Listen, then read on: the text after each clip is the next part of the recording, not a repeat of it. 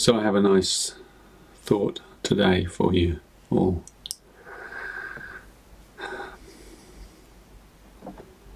The body of glory. I bring this from Omram Mikhail Ivanov, a great master, one of the masters who has had a deep influence on me, a man from Bulgaria. This is some text from him. Well, it's not text, it's something he said. God dwells in our body of glory. The New Testament tells us that we possess an incorruptible body of pure light, which we call the body of glory. And in the very distant past, this body enabled human beings to travel through space and to see and understand the whole of creation. But as they became more and more deeply immersed in the denser layers of matter, humans neglected their body of glory until it became incapable of manifesting itself. And now we have to reverse this movement and nourish and care for it so that it can be restored to its former function. It's thanks to our body of glory, after all, that we shall live eternally and recapture the powers that were ours in the past. One day the animals will obey us and the spirits serve us once again. All the forces of creation are at the disposal of those who nourish their body of glory until it attains its full stature, for it's in this glorious body, not in our physical body, that God dwells. So the body of glory, or the body of Christ, or the rainbow body, is the higher harmonic body of our true being. And we used to inhabit that body. We still inhabit it at some level. But in this phase of our evolution, we've forgotten the body of glory. And the way, we nourish this body of glory through awe, through grasping moments of awe, through moments of transport. Every time you have an epiphany or you have a moment of, one of those moments, that floods your body of glory with light, and it expands and it grows. It's like you have to keep on having those moments, and then that's how you grow your body of glory, through awe, through realization that of the beauty of life, of all that is best, of all that is highest.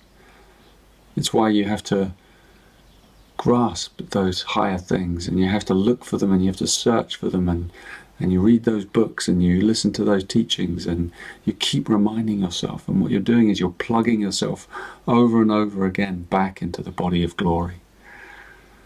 And sometimes what happens is when you have one of those rushes, your body of glory expands and kind of responds, and you feel this flood as the rainbow body kind of reminds you of your infinite, eternal nature.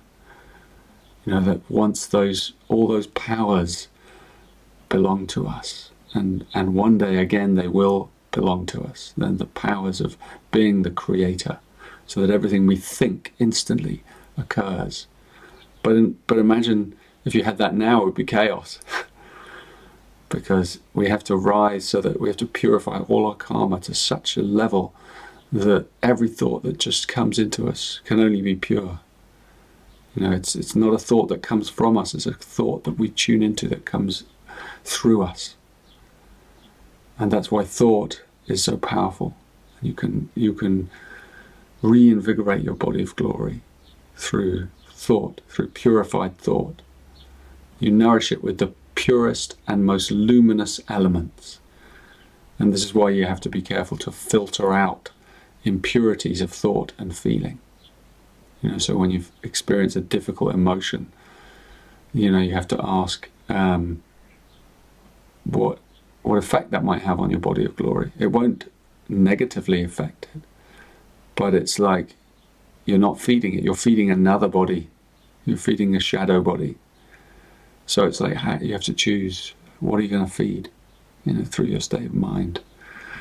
And through the law of affinity, through your thoughts, your feelings, your desires, you draw the surrounding elements, and emanations into your aura and into your body of glory. And that's how you can capture particles of pure, eternal, incorruptible matter through the body of glory.